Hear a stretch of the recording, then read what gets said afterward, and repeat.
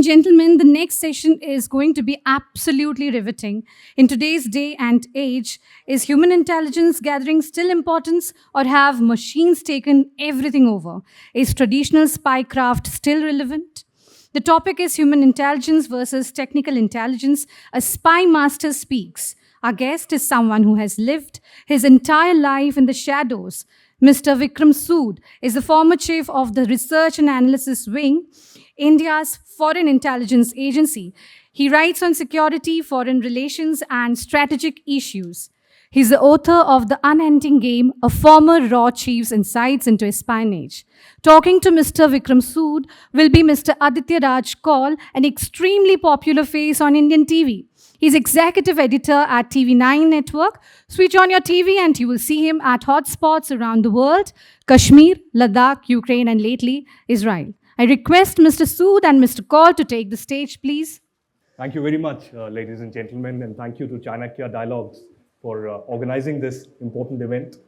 And what a great honor this is to sit beside a man, Mr. Vikram Sood, who really needs no introduction. You know, he, apart from writing books, apart from knowing for what he has done for the country, he's a silent man usually, and it's a reporter's honor really to have someone like him sitting by the side. But then it's again difficult.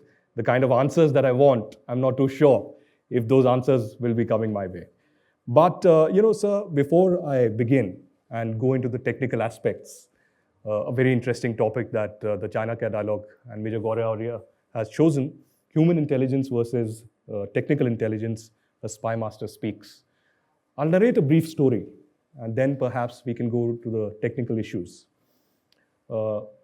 Ladies and gentlemen, a great man told me very recently that intelligence agencies who want to be assertive, they should, in fact, have long memories. And again, it's a great honor that the great man who said these words to me in an interview is sitting next to me. So I want to ask you, sir, what did you mean by this statement? And I'll give us context to the people here. Earlier this year, I came across a news, in fact, from a source in the establishment saying that one of the hijackers of IC-814, Zahur Mistry, had been killed in Karachi, Pakistan. And immediately I of course jumped in my office chair, but it took few days to really verify and check the facts. Immediately I contacted 2 journalists in Karachi, and we went to that furniture market. We tried to check from all sources, and we immediately found that people were hiding facts. They were not ready to reveal who that man, Zahur Mistry, really was. And earlier this morning, I was in a flight from Israel to New Delhi. And I thought about this entire conversation that I had with him and about verifying facts. And one particular figure came to my mind, and that was Adolf Eichmann, of how in 1960, Eichmann was kidnapped by the Mossad from Argentina. Then, of course, you know how the history went. The trial went on, and finally he was executed, if my memory serves right, around 1962. So, sir, do intelligence agencies have long memories? And particularly speaking about the Indian intelligence agencies, what do you see in this context? Well, in the context of Indian intelligence, I think the Indian intelligence service is fairly new. And when I spoke of long memories, I actually had Eichmann in mind. Okay. That if you have an adversary, you may not get him tomorrow or day after, but you've got to take your chance and you've got to work at it. It will take you years. It took the Israelis years, after 45 to 60, I think, 62 they got him. So in any aspect of intelligence, memory is in any case required, because a sharp memory, an ability to recap, to relate. Because remember that film, Tinker Tailor Soldier Spy? There is this lady who was the person who was in charge of their photographs. I forget her name. So Smiley goes to her and says, "Have you got a photograph of so-and-so?" What does he look like? And she goes and rummages through her papers. And then he shows her one photograph. She says, yes, that's Carla. She remembered from her archives that this is the man. Now, these kinds of expertise don't come offhand. You don't find a man put in position today and tomorrow he'll give you results. These are, I think, any agency which has 5-year, 10-year-old experts handling, individuals handling an issue are not experts. They're not going to deliver. They just don't have the experience. It takes 10, 15 years to develop an intelligence officer of some worth in expertise. And in today's security scenario, as Jitendra Jain was pointing out, the kind of things we are going to be up against, this is a new world. In my time, it was so easy. There were only 2 or 3 newspapers in India. There was no TV virtually, and internet का तो बात ही नहीं, वो तो midway through my career आया, towards the end आया actually, the way we started using it. So technology has taken over. And people seem to think that once technology takes over, everything is done, download the sky, and that's information. Now the concept of information, intelligence information has changed. It's not what you download all sorts of muck comes down, rubbish comes down, disinformation comes down, misinformation, or plain incorrect information. How do you sift that and make sense out of it? The Americans, I think it was the Americans, about 7, 8 years ago, had the capacity to pull down billions of messages, books, written material in a minute, and it would take them their machines 4 seconds to decipher or segregate 2 billion messages every 4 seconds. Now, this is the material you've got. What are you going to do with it? How are you going to use it? Who is going to use it? Another robot? There has to be a human mind who will have to handle it. Your system of collection has changed drastically. You are now relying on this stuff floating around in the air. But you still haven't got that human source who will give you the idea where to get it from. And once you got it, what does it mean? So intelligence collection may have changed in the sense that 60-70% now comes from the skies, from the ether, whatever, and the rest comes from human sources. But the output has to come from a human man. I mean, as far as the consumer is concerned, that is intelligence, not what is brought down. That's only information. It is then assessed and made into intelligence. You process it, you churn it around, you correlate it to other evidence, you correlate it to documents, you correlate it to maybe photographs, satellite imagery, voiceovers, whatever. You then make a story out of the whole thing.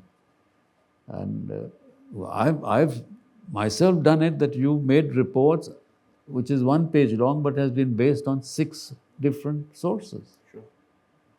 And it's only this much. A paragraph, 2 paragraphs. So that is the kind of effort you need to make intelligence intelligible for the consumer. And this is going to grow further. I don't know what technology is going to be like in the future. I cannot imagine what stage it will be, where will they take us. Will artificial intelligence become stronger than human intelligence? And if that artificial intelligence goes rogue tomorrow, how are you going to handle it? Who is going to handle it? And you can theoretically speaking, you can start a nuclear war with the intelligence giving you wrong inputs, technically gathered or assessed. So the role has changed. It is still vital. And if you want to use it for other purposes, then you have to have human material Right. to do it. If I stay around with what you touched upon, and that is intelligence gathering, in the context of India and Pakistan, how do you see, sir, the intelligence gathering shifting or changing? And if we speak about the ISI modus operandi, has that shifted as well? Because for years together, we've seen that the intelligence gathering between India and Pakistan has mainly been on the human intelligence, one. And secondly, I'll just give a brief anecdote.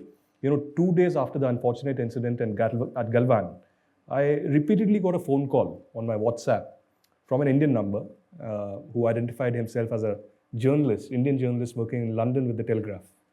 And I didn't know this guy, but my mind was completely focusing on Galwan. And he repeatedly asked me, what's happening in Ladakh?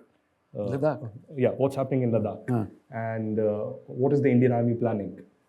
And what kind of troops are we sending there? Is the Mountain Strike Corps going to be there? What is the PMO really thinking? And I somehow was busy at that time, so I told him that I'll speak to you later. The next time when he called, he didn't speak in English. He shifted a little bit towards Urdu and Punjabi. So this somehow sent shockwaves, or maybe set me thinking. And I thought there's something wrong. So I recorded his audio while he was asking, and he said, so I told him, see, the Indian government works in a very different way, doesn't share anything with the journalists. And I shared it with a friend in the intelligence agency. And they recorded this, as you said, matched it with other evidence. And they said, this man is calling you from Karachi. And he's not a journalist, but he's working with an intelligence agency. And this number was taken 3 years back by the Pakistan High Commission. And they're just trying to get as much of information. So, sir, has human intelligence now completely shifted towards other technical intelligence gathering in the context of India, Pakistan, and then I should think that in respect of Pakistan coverage, the military aspects of what they hold and what the troop strengths and the equipment and all, everybody knows that. What you have to keep looking for is the intention to match the capability. That is what we need to know from the Pakistan Army, about the Pakistan Army. So I would imagine that since my time, 20 years ago, when we didn't have all this, we didn't have smartphones and stuff like that, this would have inevitably happened. We would have shifted. And Jitendra gave you a very good example of what the ISPR is doing to us in India. And we are actually sitting ducks. I remarked to somebody the other day that the next 2 years are going to be difficult for India, and this is how they're going to be difficult. And so its technology has taken over a lot. You see, the communications have eased. They are faster. In 5 minutes, you can cause a riot in India, anywhere. 10 WhatsApp messages, you can send something, 5 persons each time. You can send 100 messages in 5 minutes, and that's enough. You can cause disturbance before the law security agencies react. You had a fire. So, and there's no way you can prevent this unless you're living in China. We control everything. But in our system, we will not be able to control these kinds of snap incidents. एक हैदराबाद में हो गया, एक लखनऊ में हो गया, एक जयपुर में हो गया, same day. And we've seen that happen. And so these kinds of things are going to happen to us. Our threats are not so much so sensitive externally. We know that. I mean, the Chinese threat, Professor Karnad has spoken about it earlier in the day, so I don't want to add anything to it.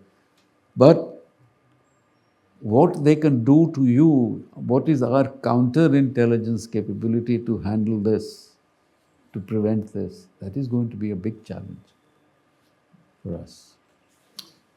If I shift focus a little bit towards Russia and Ukraine, I'll come back to India. Are wars changing now? Are wars more towards information warfare? Because I remember reading in your book, The Ultimate Goal, you say in one of the chapters that truth becomes the first casualty of war. And not just truth, but ethics of journalists also become a casualty in the process. So, do you think that we've seen and you've witnessed the kind of propaganda that's been emanating all across social media? If we believe social media reports and the videos, it's almost as if Ukraine has completely won the war and is inching even more forward. But how do you see this changing scenario of information warfare, and how much of a threat, or should I put it this way, how much are we prepared here in India when it comes to information warfare? You know, first of all, information warfare is going to stay. It was always there. Even the Second World War, there was this propaganda by the Brits, by the Germans. They did their own style. Only it was the modem, the mode was different. The frequency was different. There was a time lag. But now it's instant. You can morph anything, switch over a button or a command, and you can change. My photo becomes yours and yours becomes mine. Those kinds of things they can do. But what is important is that this information warfare is so pervasive and it can be so convincing that you just can't distinguish between fact and fiction. The perception has been altered and they make you believe that what they say is the truth. In Ukraine, for instance, our newspapers have carried only Western sources, information from Western sources. So we don't know what is actually happening. It may be partially true, it may not be true. And a lot of it that is coming out from the West is just Western speak. And there are other magazines, off-mainline articles and newspapers and websites that tell you a different story about Ukraine and how the war is progressing. So I wouldn't buy the story that Ukraine has won, and I don't think it will. Yeah. And if they say 30,000 have been killed, who is saying that? I don't know. What is the source of that information? So unless we have authenticity of source, these kind of stories in wartime will always come.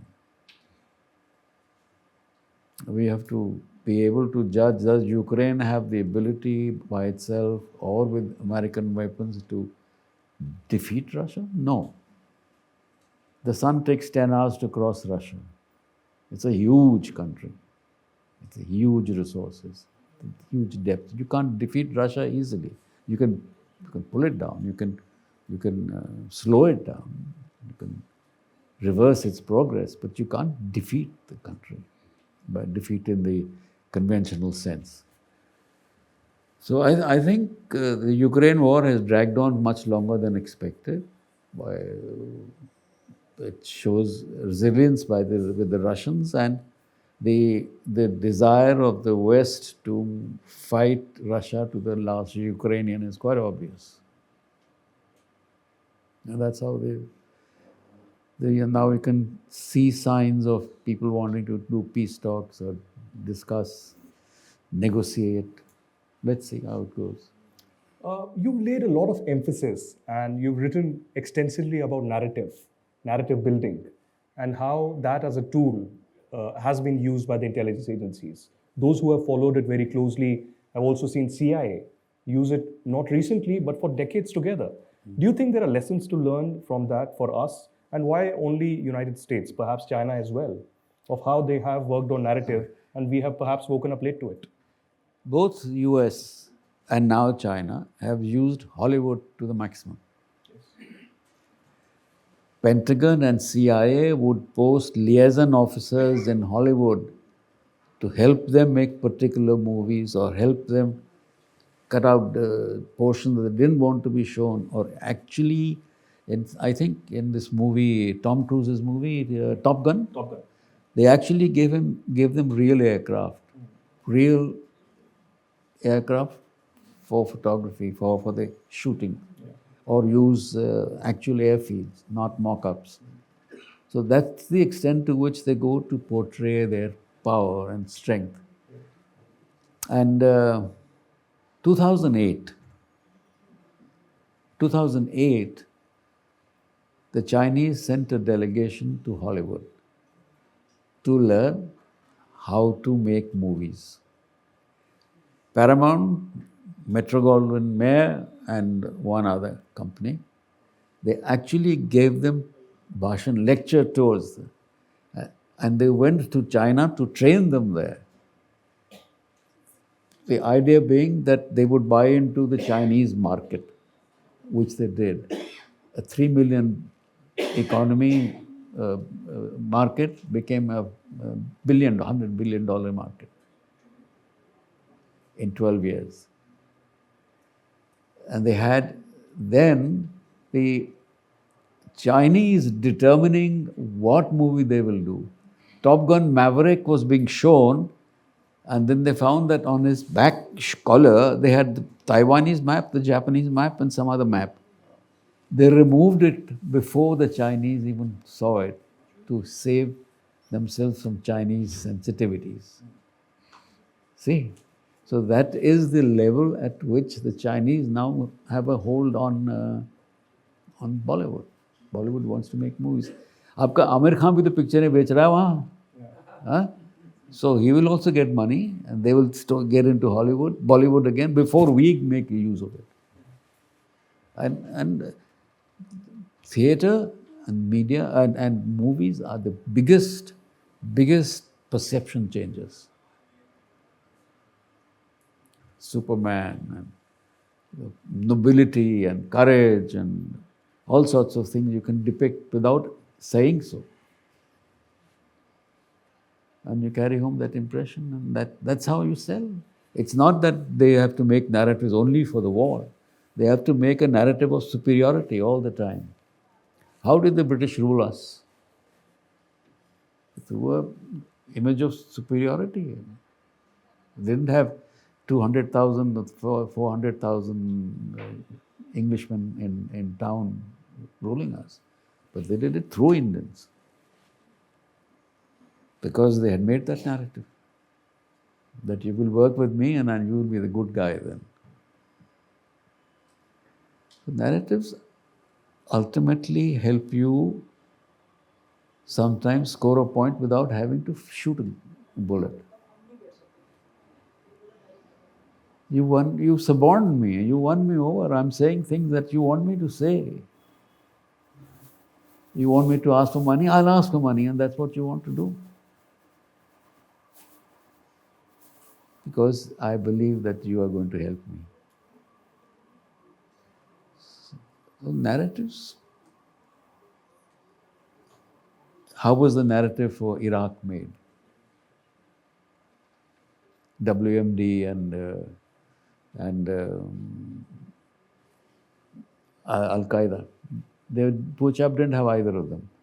In fact, he was probably, in a word, more secular than the other sheikhs in the Gulf, in the Middle East. But they wanted to go there. So they got this story, bent the intelligence, made them say things.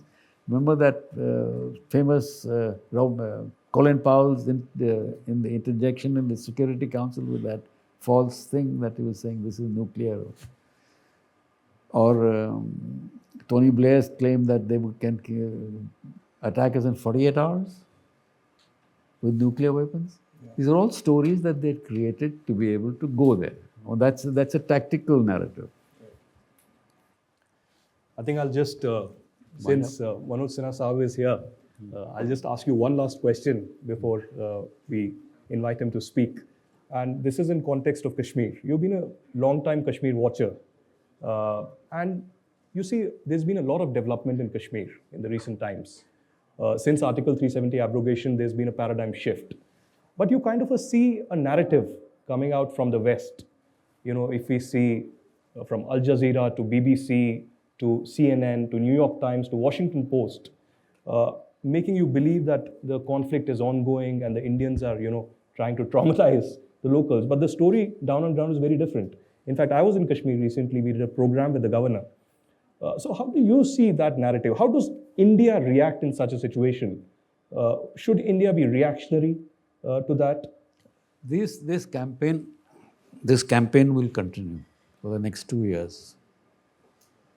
This campaign is designed, to my mind, to undermine the majority here. And there's nothing you can do short of, if you start protesting, that's what they want.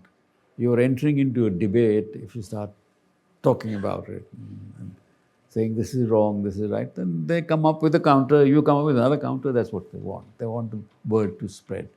One way is to ignore it. The other is to build your own counter to the other chap's weakness without trying to be defensive about your own. I don't know, that's for the government to decide how they want to play it, but that's how I would think that would be the best way to counter this kind of slander. And do you think that the kind of cottage industry that used to work in Kashmir, Manoj Sinha Saab is here, and under his leadership, the kind of work that the security forces have done there, from the separatists that are nowhere to be seen, the stone pelters again nowhere to be seen, there's been a paradigm shift again. We don't see that kind of atmosphere. Yes, targeted killings are there, and that's perhaps a policy shift from the other side. So do you think this is a new normal in Kashmir, a Naya Kashmir that he talks about, that is here to stay?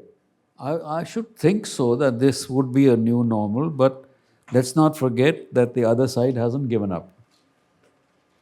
They will make attempts. They will make attempts in the next 2 years, I'm telling you. That's my reading of the situation as a layman. No, I have no access to information. But I'm sure they don't want the present dispensation to continue. So yeah, we have to be prepared for that. All right, on that note, thank you so much, Mr. Vikram Sood, former chief of the RNAW, for joining us with your thoughts. Thank you so much. Thank you.